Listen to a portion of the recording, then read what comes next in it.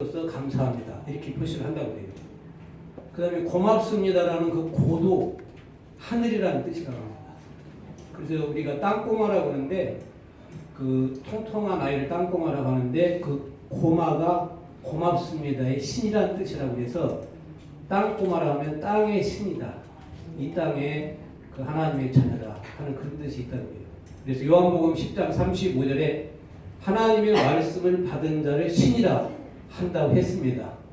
그럼 오늘 이 자리가 반갑습니다로 시작을 해서 감사합니다로 이어지고 고맙습니다로 마무리가 되면 너무 좋겠죠. 귀한 자리인 줄로 생각을 합니다. 오늘 이 두 분과 함께 6월 종교인 대화의 광장의 문을 열도록 하겠습니다. 우리가 이런 토론회에 개최하는 이유는 지금 교단들이 너무나 많이 나뉘어져 있습니다. 또 교단도 교단 내에서도 많이 나눠져 있어요. 물론 긍정적인 측면도 있지만 또 부정적인 측면도 있습니다.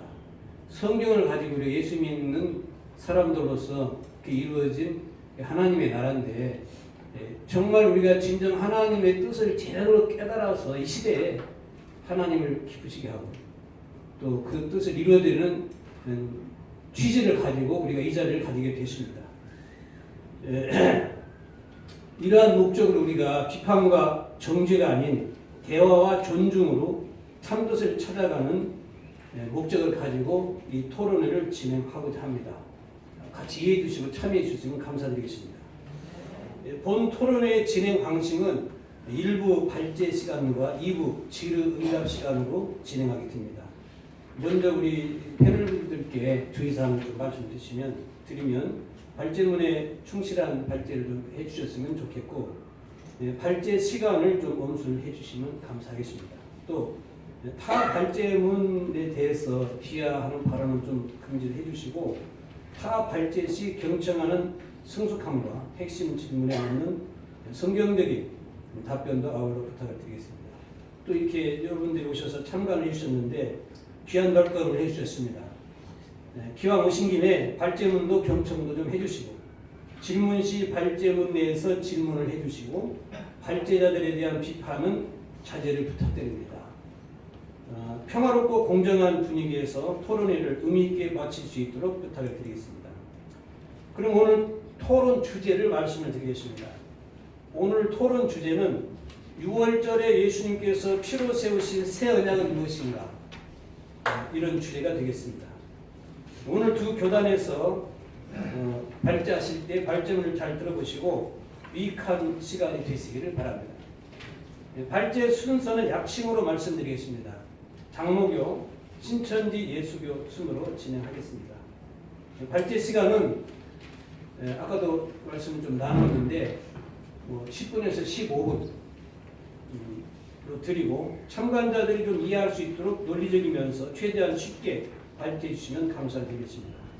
교리 주장이 아니고 교리 비교임을 좀 기억해 주셔서 상대방 패널의 발제에도 존중과 성숙된 마음으로 경청해 주시기를 부탁드리겠습니다. 자, 그러면 장로교 패널이신 우리 양성민 목사님의 발제부터 들어보도록 하겠습니다. 발제문 해석의 근거가 되는 성경은 예레미야 31장 31절에서 32절, 에스겔 36장 16절에서 37절, 요한복음 6장 29절에서 58절, 요한복음 14장에서 17장, 12에서 8장 8절에서 13절, 10장 16절에서 18절이 되겠습니다. 우리 박수로 양 목사님의 발제를 청해 듣도록 하겠습니다.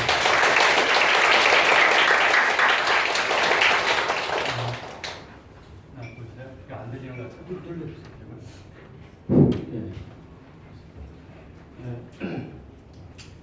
반갑습니다.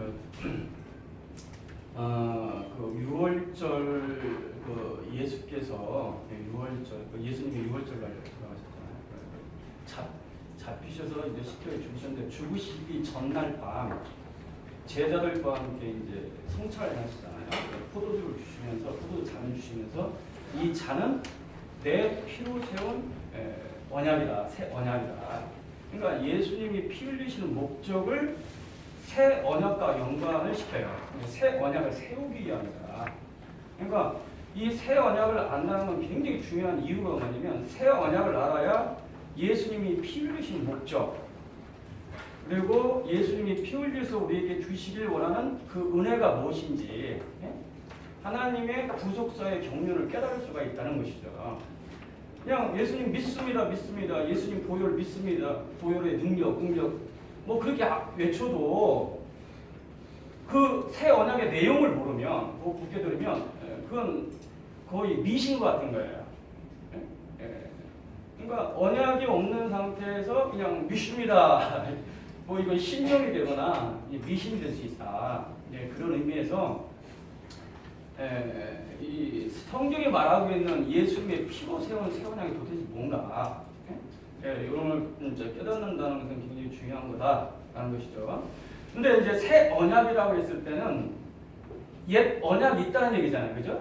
새 언약이 있으면 옛 언약이 있는 거죠. 옛 언약이 뭐냐? 저 히브리서는요, 그 새 언약과 옛 언약이 무엇인지를 가장 잘 그 풀어놓은 성경책이 히브리서예요. 히브리서 8장 9절에 보니까 옛 언약을 뭐라고 하냐면은 우리 하나님께서 열조의 손을 잡고 애굽에서 나오던 날 세운 언약이라고 했어요. 어린 양의 피로 출애굽 할 때 세운 언약인데 히브리서를 자세히 읽어보면 그것이 율법이라고 했어요. 율법. 그리고 새 언약이 뭐냐? 새 언약은 옛 언약은 히브리서 보니까 짐승의 피로 어린 양의 피로 세운 언약이지만 새 언약은 하나님의 아들의 피. 사도행전 20장 28절에서는 하나님이 자기의 피라는 말을 사용하셨어요. 하나님의 피로 세운 언약이다. 이거 엄청난 차이가 있죠. 먼저 이제 이 새 언약이 그 하나님의 피로 세운 언약이라는 걸 제가 강조를 굉장히 하고 싶거든요. 왜 그러냐면 내가 새 언약의 내용을 아무리 알고 있어도 그 새 언약이 내가 취할 수 있는 그다음에 새 언약에 참여할 수 있는 그 사람, 그 언약 관계가 되려면 반드시 예수님의 피가 하나님의 피라는 것을 깨달아야 돼요. 요 믿음이 없으면 언약 관계가 될 수가 없어요. 세상죄를 지고 십자가에 죽으신 그분이 하나님이고 하나님이기 때문에 그분의 피가 하나님의 피다. 그 피로 세운 언약이 바로 새 언약이다. 이 인식이 있어야 그 하나님이 세운 새 언약 속에 참여할 수 있다는 거예요. 그러면 예수님이 그 요한복음 13장이니까요 성찬을 하시고 19절에 뭐라고 얘기했냐면 18절에 내게 성경에서 내게 발꿈치를 들었다는 성경이 응하게 하려 함이라. 그러니까 예수님이 십자가에 못 박힐 것을 예언을 하셔요. 그리고 그 다음 절에 뭐라 하냐면 내가 미리 너희에게 이 일이 이루어지기 전에 미리 내가 이것을 말한 것은 내가 그인 줄 너희도 믿게 하려니라는 말씀이에요. 그인 줄. 여기서 그인 줄이라는 것은 원문에는요. 에고 에이미로 되어 있어요. 에고 에이미가 어떤 말씀이냐면 출애굽기 3장 14절에 출애굽 사건이 있을 때 모세에게 여호와께서 나타나서 나는 스스로 있는 자니라라고 말씀하셨거든요. 그 스스로 있는 자가 원문에는 에고 에이미로 되어 있어요. 헬라어로 에고 에이미. 그 단어를 그대로 예수님은 사용하십니다. 십자가에서 내가 십자가에 못 박힐 것이다. 포도주를 주면서 이것은 내 피로 세우는 새 언약이다 말씀하시면서 내가 십자가에 못 박힐 것을 미리 말하는 것은 내가 그인 줄, 내가 에고 에이미, 출애굽기 때 나타나서 모세에게 말씀하셨던 그 여호와라는 것을 믿게 하려니라 말씀하셨습니다. 예수님이 부활을 했어요. 제자들에게 나타났습니다. 그리고 도마에게 예수님이 부활하신 예수님께서 손에 못자국을 보여주면서 뭐라고 말씀하시냐면 이제는 믿음 없는 자가 되지 말고 믿는 자가 되라. 그러니까 도마가 뜬금없이 부활하신 주님의 손에 못자국을 보고 나의 주시요 나의 하나님이라고 고백합니다. 그때 예수님이 네가 나를 보고 믿느냐? 보지 못하고 믿는 자는 더 복되도다. 여러분 보세요. 부활하신 예수님을 손에 못자국을 보고 예수님을 나의 주요 나의 하나님으로 고백했어요. 이건 보통 사건이 아니거든요. 여러분 이 도마가 예수님을 나의 주요 나의 하나님으로 고백했던 그 이유가 단순히 예수님이 죽고 부활한 사건을 보고 예수님을 나의 하나님으로 고백했을까요? 여러분 이 세상에는 죽었다 살아났다고 주장하는 사람 많아요. 역사에 엄청 많아요. 그런데 그 사람들이 하나님이라고 그 사람들을 믿는 사람은 없어요. 예수님이 생전에도 나사로가 사흘 만에 썩어 냄새 나는데 살아났잖아요. 그런데 나사로를 죽었다가 살아났다고 해서 하나님이라고 고백하진 않잖아요. 그죠? 그러니까 이 부활하신 예수님을 향하여 나의 주라고 도마가 고백한 것은 단순히 예수님이 부활했다는 그 이유만으로 그게 고백이 나올 수 있는 게 아니에요. 그러면 그 고백이 나오게 된 그 근본적인 어떤 분명히 뭐 이유가 있는 거예요. 그 이유가 뭐냐면 예수님이 부활한 예수님이 그 못자국 손에 못자국을 보고 봐라. 그리고 믿는 자가 되라고 했거든요. 이게 단서예요. 예수님이 손에 못자국을 보여주고 믿으라는 거거든요. 그러니까 나의 하나님으로 믿어버렸어요. 그러니까 이 예수님의 손에 못자국을 보고 하나님으로 믿게 된 이유가 여기에 있는 거예요. 이게 왜 예수님이 부활한 그 손에 못자국을 보고 예수님을 하나님으로 믿게 됐느냐? 여러분 여호와라는 이름이요. 출애굽기 때 모세에게 나타나가지고 나는 스스로 있는 자니라 하시면서 그 다음 절에 뭐냐면 나는 아브라함과 이삭과 야곱의 하나님 여호와라. 이 여호와는 대대에 기억할 내 이름이다.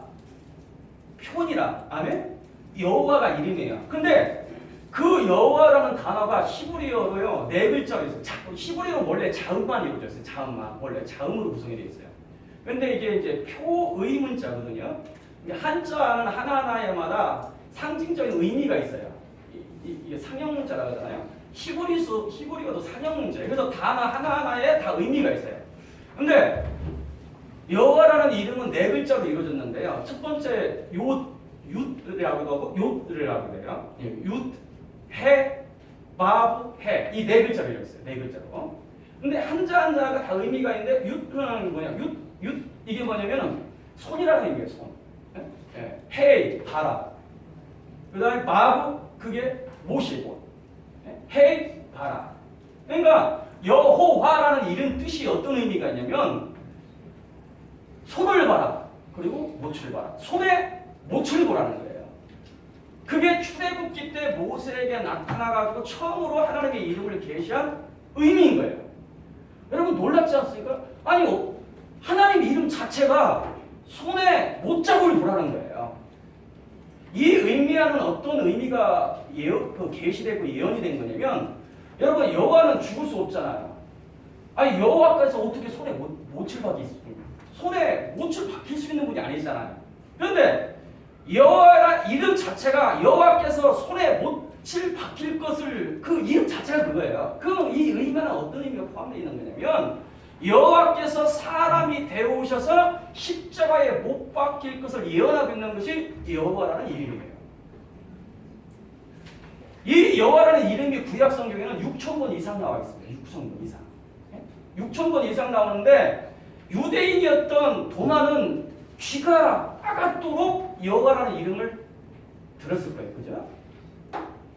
손에 여호와의 손에 못자국을 봐라. 그런데 유대인은 여호와께서 사람이 되어서 십자가에 죽는다는 그 개념이 없어요. 그러니까 그 이름의 의미가 무엇인지를 몰랐을 거라고. 그런데 예수님이 부활해가지고 갑자기 손에 못자국을 딱 보여주고 믿음 없는 자가 되지 말고 믿는 자가 딱 되라고 하는 순간 깨달은 거야. 아 이분이 출애굽기 때 나타났던 그 여호와구나. 그러니까 나의 주요, 나의 하나님이라고 고백을 해요. 예수님이 요한복음 13장에 내가 십자가에 들릴 것이다. 발꿈치가 들리란 성경의 말씀을 응하게 될 것이다 하시면서 그 응할 때에 너희가 내가 스스로 있는 자인 줄 믿게 하려면 말씀하신 것은 뭐냐면 내가 십자가에 죽으신다는 그 사건이 어떤 사건이냐면 출애굽기 때 나타났던 여호와의 이름, 여호와 이름에 내포됐던 여호와께서 사람에 대해서 십자가에 죽을 것이라는 그 예언이 응하게 될 것이다. 그 여호와의 피로 새 언약을 세우는 거다. 6월절 때는 어린 양의 피로 세웠지만 바로 옛 언약은 새 언약은 하나님의 피로 세운 것이다. 그러니까 5분만 마무리했습니다. 네, 시간이 오래됐어요. 그래서 누구든지 예수를 하나님의 아들로 믿는 자 하나님이 그 안에 거하실 것이고 그가 하나님 안에 거하리라. 그것이 요한일서 4장 15절에 나오는데요. 새 언약의 핵심이 뭐냐면요. 그 예수 그리스도를 하나님으로 깨닫고 하나님의 피로 세운 언약이라는 걸 깨닫는 사람에게 하나님께서 그를 성전 삼고 3단계의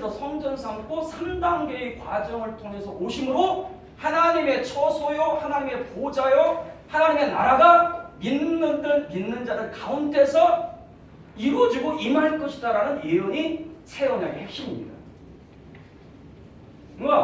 새 언약이라는 것은 하나님이 예수를 믿는 자에게 먼저 성령 하나님이 오시고 그리고 성자 하나님이 오시고 다음에는 마지막으로 성부 하나님까지 오심으로 하나님의 처소가 믿는 자의 가운데서 이제 성취될 것이다 라는 거예요. 그래서 결론을 맺으면 이 새 언약에 대해서 에스겔서 36장 37장에도요 자세히 나와 있어요. 성령의 오심은 어떤 사건이 있을 것인지, 성자가 오시면 어떤 사건이 있고, 성부까지 오시면 최종적으로 바로 하나님의 처소고 하나님의 성소가 믿는 자들 가운데서 완성될 것이라는 것을 예언하고 있어요. 새 언약. 새 언약을. 그래서 새 언약이 최종적으로 어떻게 완성되냐면 먼저 예수님이 피로 시작해서 성령이 오시고 성자가 오시고 최종적으로 성부까지 오셔야 새 언약이 완성된다. 그 성부까지 오셔서 완성된 그 비밀을 계시하고 있는 것이 요한계시록 비밀이에요. 그래서 요한계시록은 새 언약의 최종 결론, 최종 목표, 최종 언약이 무엇인지를 계시하고 있는 것이 요한계시록이에요. 그리고 요한계시록 결론은 성부까지 이 창조세계 믿는 자까지 오심으로 하나님 나라가 이 창조세계 완성됐다라고 하는 것이 요한계시록 결론입니다. 네, 박수 부탁드리겠습니다. 네, 감사합니다. 감사합니다. 의미를 아시겠죠? 네. 간단하게 요약을 한번 해보도록 하겠습니다. 네, 히브리서는 옛 언약인 율법을 통해 모세에게 여호와의 이름의 뜻을 손을 보라, 못을 보라로 계시했고 새 언약의 핵심은 이 계시된 예수님 자신이 하나님이십니다. 성도는 우리이신 하나님이 3단계로 거치하는 성전이고 성도는 우리이신 하나님을 성전 삼고 거하게 된다는 것을 주 예수 그리스도로 말미암아 영원한 하나님의 피로 세운 천국 복음으로써 천국의 최종 완성인 새 하늘과 새 땅과 새 예루살렘을 주시겠다는 은혜의 언약이다. 이것이 새 언약이다. 이렇게 요약을 해보도록 하겠습니다. 자, 이제 우리 신천지 예수교 패널이신 조현 강사님의 발제를 들어보도록 하겠습니다. 신천지 예수교 발제 근거 성구는 고린도전서 5장 7절, 출애굽기 12장 1절에서 14절, 30절, 히브리서 3장 4절 5절, 골로새서 2장 16절 17절, 요한복음 5장 24절에서 25절, 요한복음 8장 44절, 요한복음 6장, 누가복음 22장 14절 20절, 계시록 1장 5절에서 6절, 계시록 5장 9절에서 10절, 계시록 17장 14절, 계시록 21장이 되겠습니다. 네, 우리 박수로 발제를 청해보도록 하겠습니다. 네, 반갑습니다. 신천지 발표하도록 하겠습니다. 이해를 돕기 위해서 PPT를 좀 준비했습니다. PPT 참고하시고 발제문 같이 참고하셔가지고 좀 이해를 하셨으면 좋겠습니다. 오늘의 주제는 6월절에 예수님께서 피로 세우신 새 언약은 무엇인가에 대해서 말씀을 드릴 건데 먼저는 우리가 이 내용을 좀 이해하기 위해서 고린도전서 5장에 가서 보면 예수님을 유월절 양이라 말씀을 하십니다. 예수님을 유월절 양이다라고 하는 것은 먼저는 구약에 있어졌던 유월절의 어떤 그 사건과 별개인 게 아니라 또 그 내용을 토대로 해서 이 내용을 좀 이해하셨으면 좋겠고, 결국 새 언약을 예수님을 통해서 하셨습니다만은 그 새 언약의 내용 가운데에서도 하나의 유월의 사건이 있음을 먼저 우리가 좀 이해하시면 좋겠습니다. 그래서 오늘 발표할 내용을 간단하게 먼저 좀 정리해 드리면, 먼저 유월절의 의미와 유래에 대해서 좀 말씀을 드릴 거고요. 그 다음 유월을 위해서 반드시 필요한 것은 무엇인가, 다들 아시다시피 또 어린 양의 피인 줄 믿습니다.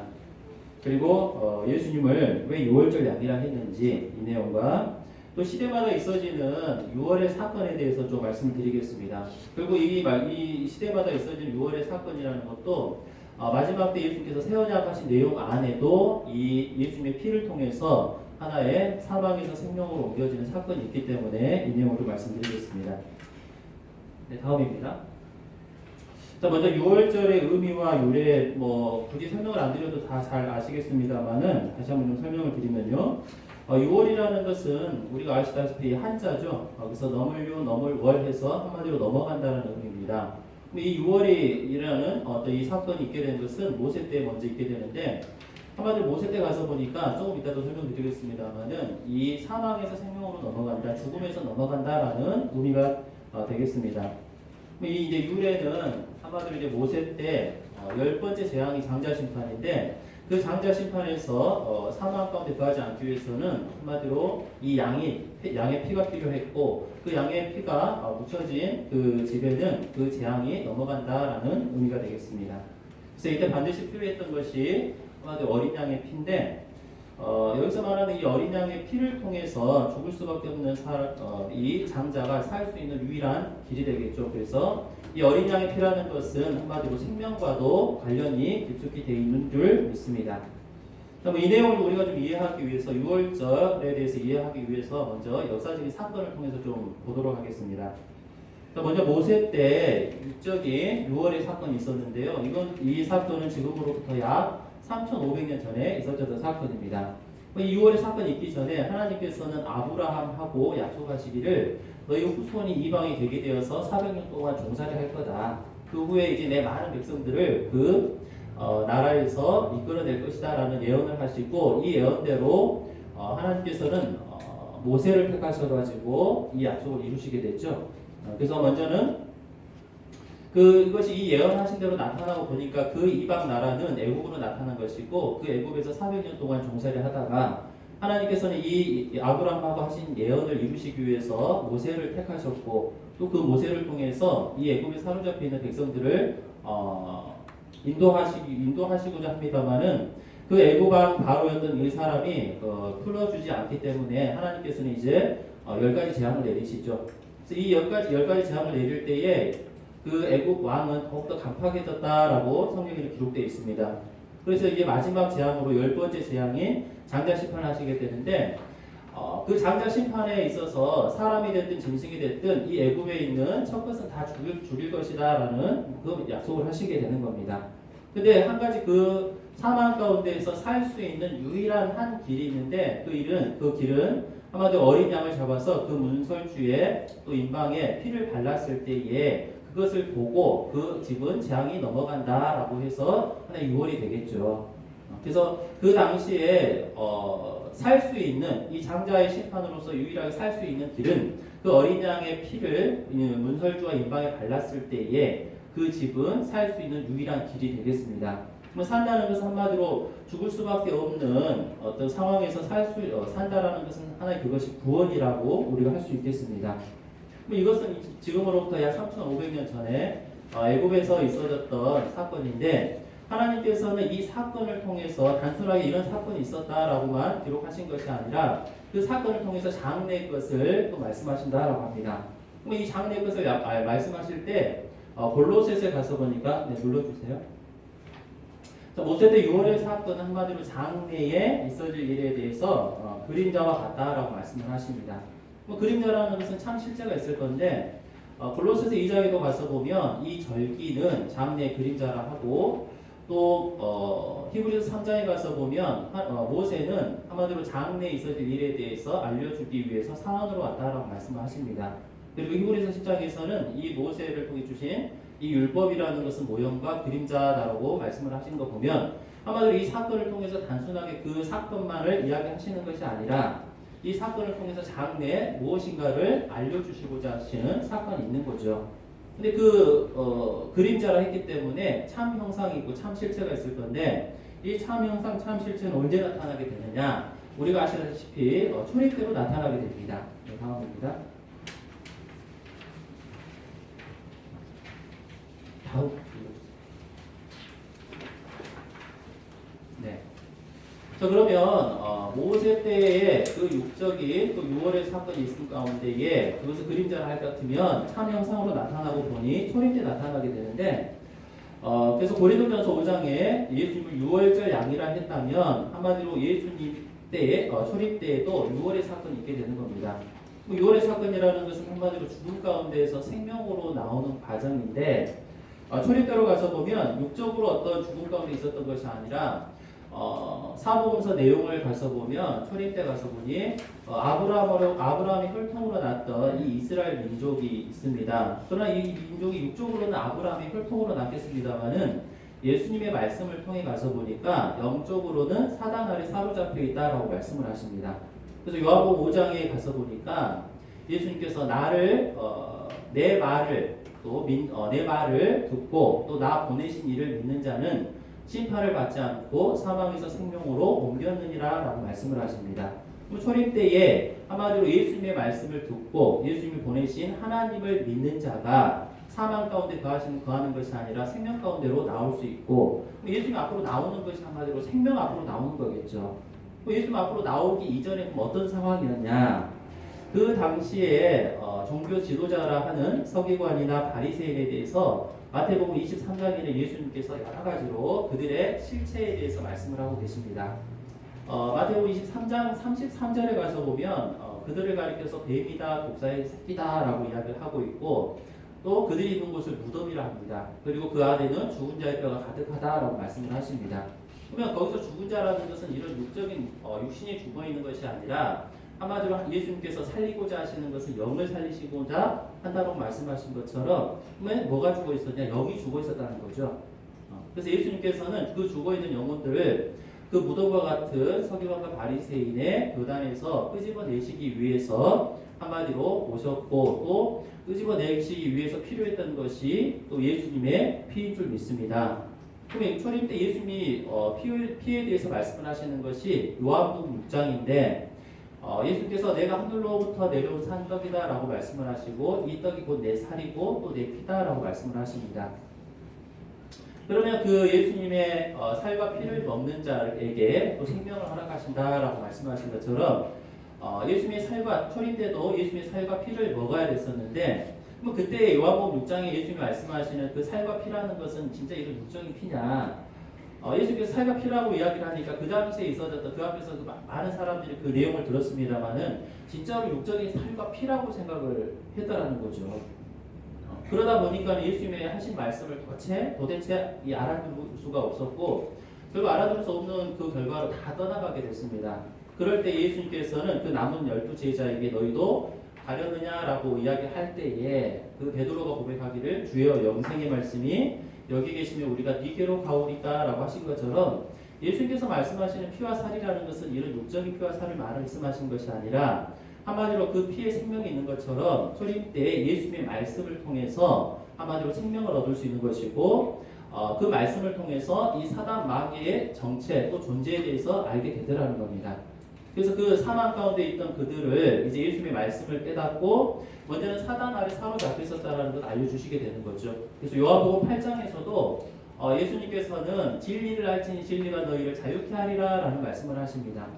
그럼 한마디로 자유케 한다라고 했었을 때 그들은 알아듣지 못하다 보니까 자기들이 종이 된 적이 없다라고 이야기를 하죠. 예수님께서 육체적으로야 종이 된 적은 없죠. 그러나 이 영이 종의 입장이었고 결국 그 내용을 쭉 가서 보니까 너희 아비는 마귀다 라고 말씀하신 것처럼 사단 아래 그 정신이 사로잡혀 있었다라는 겁니다. 그래서 예수님께서는 하나님의 뜻을 사로잡혀 있는 그들에게 증거하게 되므로 그 말씀을 듣고 깨닫는 자는 자신들이 사망 가운데 있었다는 걸 알게 되고 예수 앞으로 나오게 되니 그것이 하나의 초림 때 있어지는 사망에서 생명으로 나오는 6월의 사건이 되는 줄 믿습니다. 예수 앞으로 나왔던 그들에게 이제 예수님께서 다시금 이제 세우시는 것이 새 언약입니다. 네. 그럼 이제 누가복음 22장 오늘 이제 주제의 본문의 내용이 되겠습니다만은 누가복음 22장에 가서 보니까 이제 우리가 잘 아시다시피 최후의 만찬 가운데에 예수님께서 뭐라고 하시냐면 하나님의 나라가 임할 때가 있을 것이다. 또 하나님의 나라가 이루어질 때가 있을 것이다. 라고 하시면서 포도주와 떡을 가지고 이 포도주와 떡은 내 살과 피다라고 하시면서 이것을 가지고 기념하라 라고 말씀을 하십니다. 그럼 한마디로 기념하라 라고 말씀하신 가운데 이제 그 새 언약의 내용을 가서 보니까 하나님의 나라가 임할 때가 있고 이루어질 때가 있다라고 말씀을 하시죠. 그리고 이제 그러면 그것은 하나의 2000년 전 예수님께서 새 언약이 내용을 말씀하시고 그것이 이루어질 때가 있다라는 것은 예언이라 할 수 있겠죠.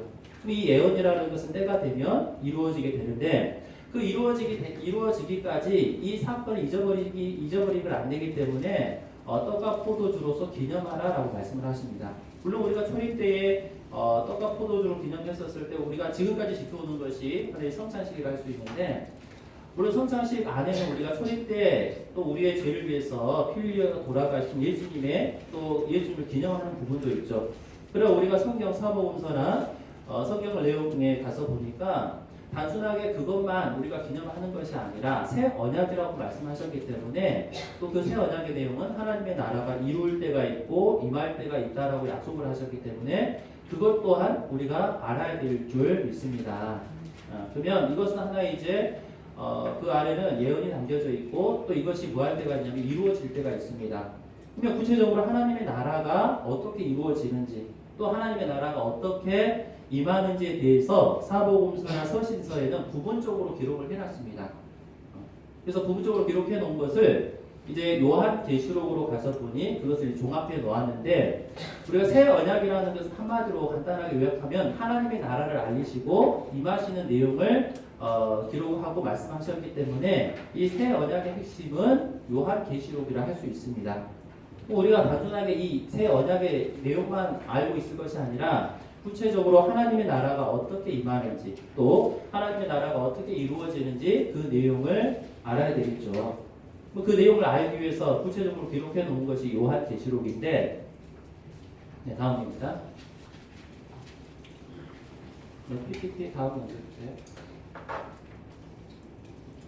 그러면 한마디로 이 새 언약이 이루어질 때는 한마디로 우리가 재림 때라 할 수 있겠습니다. 그러면 재림 때도 가서 보니까 구약에 있어졌던 6월절 또 초림 때 있어졌던 6월이 있었던 것처럼 재림 때에도 하나의 6월의 사건이 있다라고 말씀을 하십니다. 그러면 우리가 단순하게 6월의 사건이 있다라고 하는 것이 아니라 그 안에 있어진 또 그 약속하신 내용을 구체적으로 알았을 때에 우리가 또 우리가 있는 또 초소가 어떤 것인지를 먼저 알아야 되겠습니다. 계시록으로 가서 보니까 계시록 13장에 가서 보니까 7머리 10뿔이라는 짐승이 바다에서 올라온다라고 하고 있고 그 짐승에게 용이 보좌와 능력과 권세를 준다라고 말씀하십니다. 그러면 보좌와 능력, 권세를 준다는 것은 한마디로 용이 함께한다라는 건데 계시록 20장 가서 보니까 진짜 이런 용을 말하는 것이 아니라 용을 잡고 보니 곧 옛뱀이요 마귀요 사단이라라고 한 것처럼 한마디로 사단 마귀를 계시록에 가서 보니 용이라는 표현으로 말씀하십니다. 그럼 그 용이 주관하는 7머리 10뿔 짐승이 있는데 7머리다 또 10뿔이다라고 했었을 때 짐승이라고 하니까 우리가 단편적으로 이런 짐승을 육적인 짐승을 생각한다면 세상에는 그런 짐승은 없습니다.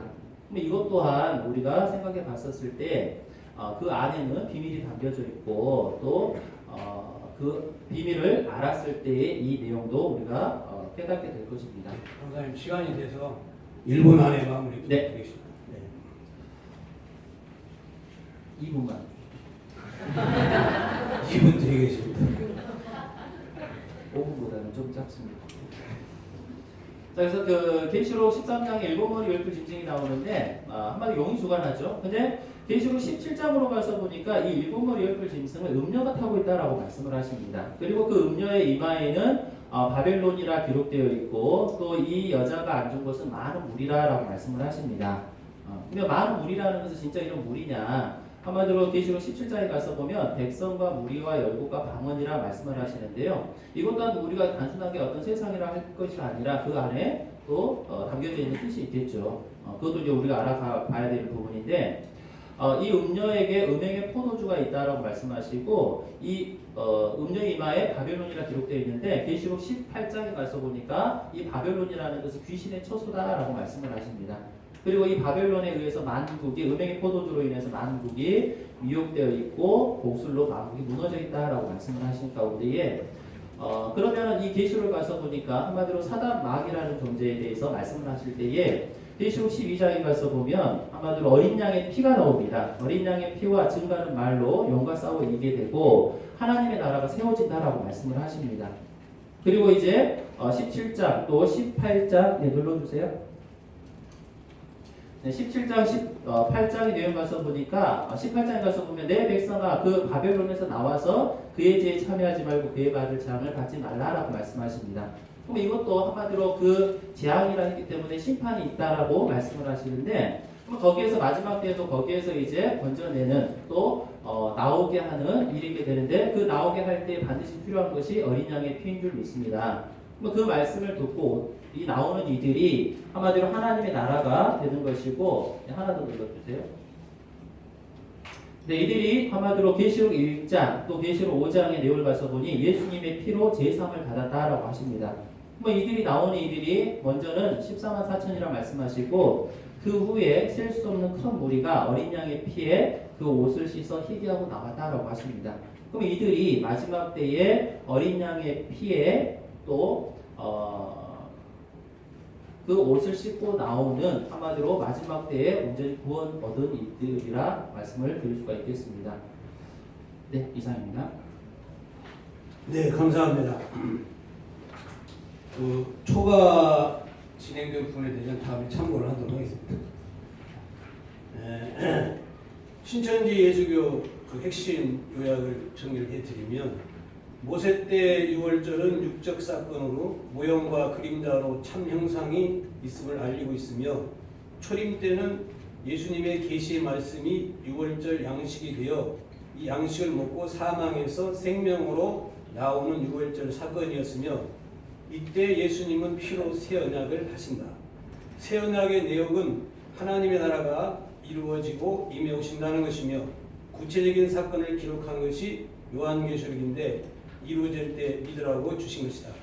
새 언약은 비유로 봉함해 놓으신 요한계시록의 말씀의 참뜻을 알려주고 예언대로 이루어진 하나님의 나라가 임해 오셔서 구원과 영생을 허락하는 것이다. 이렇게 요약을 할 수가 있겠습니다. 자, 이렇게 두 교단의 발제를 들어보았습니다. 혹시 해석의 공통점과 차이점을 여러분 발견하셨나요? 그냥 듣고만 계신 건가요? 잠시 발제에 대한 공통점과 차이점을 짚어보고 일단 1부는 마치도록 하겠습니다.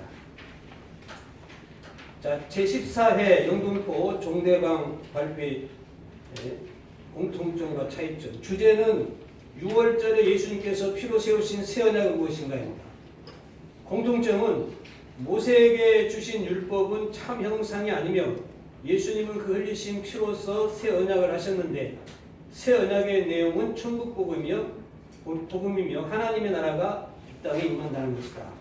이렇게 정리를 해볼 수가 있겠습니다. 차이점은 장로교에서는 예수님의 피는 하나님 자신의 피이며 새 언약은 모세를 통해 계시하신 여호와란 하나님의 이름 속에 예수님의 손을 보라 하신 말씀 따라 예수님을 하나님으로 믿을 때 성령, 성자, 성부 하나님이 성도에게 임하여 오심으로 새 하늘, 새 땅, 새 예루살렘이 이루어지는 천국 복음이다. 이렇게 발제를 해주셨습니다. 신천지에서는 모세 때 유월절은 실제 육적인 사건으로서 어린 양의 피와 살을 통해 죽음을 넘어가는 것이었으며 예수님 초림 때는 예수님의 말씀을 듣고 사망에서 생명으로 나오는 것이었고 이때 예수님은 새 언약인 요한계시록을 피로써 언약하시며 주시고 이루어질 때 믿으라고 하셨으며 그 예언대로 성취되어 하나님이 임해 오신 것이 천국 복음이다. 새 언약이다. 이렇게 말씀해 주셨습니다. 자, 우리 한번 서로 감사합니다 인사를 해보시면 어떻겠습니까? 서로 같이 한번 인사하겠습니다. 패널 분들하고 참관자분들하고 같이 한번 인사하겠습니다. 인사하겠습니다. 감사합니다. 감사합니다. 의미를 아시겠죠? 네. 하늘이 임해왔다. 신이 임해왔다. 두 분의 말씀을 드리면서 그런 깨달음이 있어진 줄로 생각을 합니다. 자, 뭐 쉬었다 하시면 좋겠지만 이어서 하는 게 좋고 빨리 끝나는 게 좋을 수도 있습니다. 그러죠? 웃으시는 거 보니까 진짜 그런 것 같습니다. 그래서 바로 2부 토론회를 진행하도록 하겠습니다. 2부를 시작하기 전에 제가 간단하게 질문 하나 먼저 드리겠습니다. 그 하나님이 임해 오신다고 하면 두 분께 드리는 질문이에요. 천국은 이 땅에서 이루어진다고 이해해도 될까요? 예, 아니요로만 간단하게 대답해 주시면 되겠습니다. 먼저 우리 양 목사님. 예. 예. 우리 강사님. 네. 그분 두 분이 일치하신 것 같습니다. 감사합니다. 자, 이제 질문을 받는 시간을 갖도록 하겠습니다. 먼저는 패널간 질문을 하고 그 다음에 참관자들 그리고 제가 질문을 하나 드리도록 하겠습니다. 시간 관계상 질문도 핵심적으로 간단하게 해주시고 답변도 최대한 간단하게 부탁을 드리겠습니다. 패널 간 질문은 장로교에서 먼저 신천지에 하시고 신천지에서 다음에 이어서 장로교로 질문하는 시간을 갖도록 하겠습니다. 아까 말씀드린 것처럼 신천지 우리 강사님께는 아까 초과된 시간을 감안하도록 하겠습니다. 먼저 우리 목사님께서 우리 강사님께 질문하도록 하겠습니다. 질문 있으신가요? 네, 없습니다. 네. 그러면 우리 신천지 강사님께서 장로교 목사님께 질문 있으십니까? 발제문 가서 보면 마지막에 새 언약은 성부 하나님이 오심으로 최종 완성된다는 그 내용인데요. 새 언약은 창조 세계를 향한 하나님의 설계도와 같다. 하나님께서 창조 세계를 향한 설계도는 창조 세계를 하나님이 거하시는 성전을 만드는 것이다라고 하셨는데요. 여기서 조금 더 구체적으로 설계도라 하면은 어떤 거를 이야기를 하시는지 이걸 좀 설명을 좀 듣고 싶습니다. 예, 구약의 그 하나님 나라의 모형이 성전입니다. 성전. 하나님이 계신 곳이 하나님 나라잖아요. 천국이잖아요. 그럼 구약에는 하나님이 거하시는 장소, 처소를 성전이라고 해요. 그죠? 실상 그 성전의 구조가 최종 완성될 성령, 성부, 성령, 성자, 성부까지 이 창조세계 믿는 자를 초소함고 오심으로 최종 완성될 하나님 나라의 설계도예요. 그 설계도가 이 새 언약에 포함이 되어 있어요. 그래서 성령, 성자, 성부까지 최종 오시면 이 창조세계 부활한 성도에게 성부까지 최종적으로 초소함고 오시면 성도는 이 창조세계의 지성소가 돼요. 그리고 이 보이는 새하늘 새 땅 영계와 물질계가 새롭게 되다. 계시록 21장 5절에 내가 만물을 새롭게 하노라. 이 말이 진실하고 참되니 기록하라. 이 만물이 실상은 성소가 되고 되는 거예요. 고린도전서 15장 28절에 하나님이 만유의 주로서 만유 안에 계시려 함이라 라고 말씀했어요.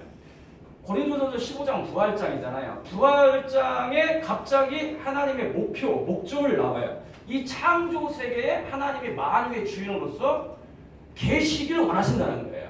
그래서 이 새 언약의 마지막 목적이 뭐냐면 이 창조 세계에 부활한 성도를 초소함고 오심으로 이 창조 세계에 하나님의 설계도, 하나님 나라의 설계도, 성전이 초우주 성전이 완성이 될 것이다라는 거예요. 네, 그러면 그 설계도가 성소가 된다는 말씀이세요. 성전. 성전이 이제 설계도인데요. 그러니까 새 언약에는 이 설계의 과정, 이 설계도가 나왔고 설계도대로 성취되는 그 시작과 과정과 완성에 다 포함이 돼 있어요. 네. 그게 특별히 이제 그 에스겔서는 성전에 관한 내용이잖아요. 특별히 에스겔서 아시죠? 40장, 40장에서 48장, 8장이 이 에스겔이 본 그 성전의 환상이에요. 그게 결론장이거든요. 그 결론을 향해서 쭉 이야기하다가 36장, 37장에 새 언약이 나와요. 그 새 언약이 뭐냐면 그 하나님의 나라인 성전이 어떻게 완성될 것인지 그 시작과 과정과 완성, 성령의 오심, 성자가 오심, 성부까지 최종 오셔서 하나님의 처소가 이 창조세계에 있는 하나님 백성들 가운데 있을 것이다. 그것이 이 새 언약의 내용이에요. 그래서 결론적으로 새 언약은 그 하나님 나라에 대한 설계도가 포함되어 있고 그 건축되는 과정, 하나님 나라가 건축되는 과정도 다 계시가 되어 있다. 이해가 좀 되셨나요? 저도 목회를 오래 했는데 어려워서 한번 더 여쭤봤어요. 여러분들 대신해서. 목사님들마다 깨달으신 부분들이 있기 때문에 오늘 우리 양 목사님께서 주신 말씀은 그러한 한 부분이 되지 않나 이렇게 생각합니다. 어떻게 좀 답이 되셨나요? 참고하도록 하겠습니다. 그럼 더 이상 질문이 이제 없으신가요? 예. 그러면 제가 한번 질문을 더 해보도록 하겠습니다. 서로 이해를 돕기 위해서 드리는 질문입니다. 자, 그럼 새 언약은 사실 신약을 의미한다고 할 수 있는데, 그런 점이 신약과 요한계시록의 관계